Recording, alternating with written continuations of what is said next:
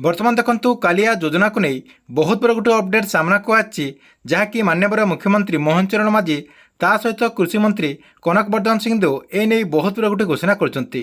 देखंतु जो चाषी भाई मैंने यह योजना अधीन आगु टंका पाउथिले सेमाने खूब शीघ्र एबे टंका पाइबाकु जाउछंती जहाँकि माननीय मुख्यमंत्री मोहन चरण माझी ए नहीं बहुत बड़ गोटे घोषणा करछंती। तेबे माननीय मुख्यमंत्री मोहन चरण माझी कालिया योजना को नहीं कौन नुआ घोषणा करछंती ए वीडियो माध्यम रे आपण माने पूरा डिटेल जानि परिबे जहाँकि आपमनको मु ए वीडियो माध्यम रे पूरा डिटेल जणेबी सेतिपाई वीडियोटी को शेष पर्यंत देखंतु। ता पूर्व वीडियो को गोटे लाइक कर दियंतु एवं जो माने चैनल को नुआ आस्तिबे चैनल को सब्सक्राइब करिकि पाखर थिबा बेल आइकन को क्लिक करिकि ऑल नोटिफिकेशन ऑन कर दियंतु।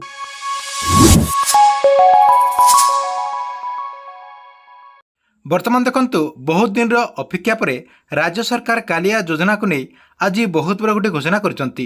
एटी आपने स्क्रीन माध्यम देखि पारथबे देखंतु एथिरे लिखा है पीएम किसान योजना रे सामिल हेबे योग्य कालिया योजनार हिताधिकारी जहाँकि माननीय मुख्यमंत्री मोहन चरण माझी ए नहीं घोषणा करछंती। या सहित आउ कोन अपडेट होछि देखंतु राज्य रे बढ़िबो पीएम किसान योजनार हिताधिकारी संख्या।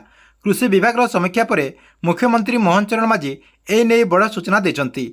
से कहते जे राज्य में जो चाषी मैंने कालिया योजना अधीन आर्थिक सहायता पाउथिले हेले पीएम किसान योजना अधीन टंका पाउनथिले सेमानकु चिन्हट करा जायछि सेमानकु पीएम किसान योजना अधीन टंका दिया जिवो। एहा सहित कहते जे कालिया योजना अधीन 46 लाख चाषी सामिल थिबा बेले पीएम किसान योजना अधीन मात्र 31 लाख चाषी अंतर्भुक्त होइछंती। तेणु योग्य हिताधिकारी को सामिल करने मुख्यमंत्री निर्देश देते। तेबे जो माने आगरू कालिया योजना अधीन टंका पाउथिले एवं सेमाने जदि पीएम किसान योजना अधीन टंका पाउनांती तबे आपने पीएम किसान योजना अधीन एथर टंका पाई परिबे। किंतु आगको कालिया योजना अधीन चाषी भाई मैंने टंका पाई परिबे कि एई योजना सरकार बंद करदेबे कौनसी तथ्य दि जाए ना जहाँकि सरकार तरफ ए नहीं कौनसी घोषणा करा जाए नाही। ता सहित गोटे खबर जानवाक मिलूँ जे आगको आप समस्ते जानी नुआ बजेट आसवाक जाउछि। जदि राज्य सरकार कालिया योजना को नहीं किसी जदि नुआ घोषणा करुँचे आपने योजना अधीन पुणी थे टंका पाइपर बोली आशा करा जाउछि। जदि राज्य सरकार कालिया योजना को आगको जदि चालू रखुंट आपने केते टंका पाइपर देखंतु। आपने समस्ते जानी बीजेडी सरकार तरफ ए जो कालिया योजना को आरंभ कर से राज्य सरकार तरफ जहाँकि प्रथम प्रथम चाषी भाई को 5,000 टंका दि जाउथिला।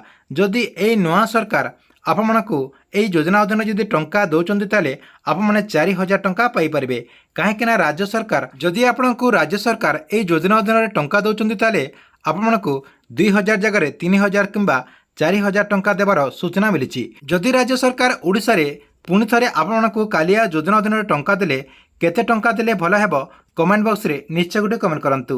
या सहित जो मैंने गवर्नमेंट जेकोसी नुआ योजनार अपडेट अपना सर्वप्रथमे देखा चाहूँगे यही चैनल टी को आप रेगुलर देखुतांतु।